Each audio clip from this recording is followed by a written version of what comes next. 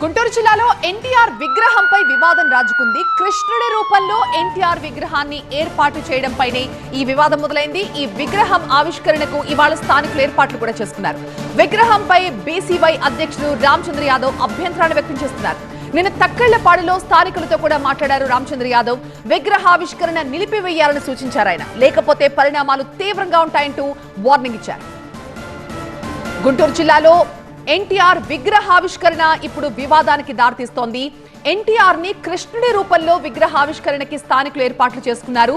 దీనిపై బీసీవై అధ్యక్షుడు రామచంద్ర యాదవ్ తీవ్ర ఆగ్రహాన్ని వ్యక్తం చేశారు. ఆ విగ్రహావిష్కరణని ఆపేయాలి, లేకపోతే పరిణామాలు చాలా తీవ్రంగా ఉంటాయంటూ హెచ్చరిస్తున్నారు.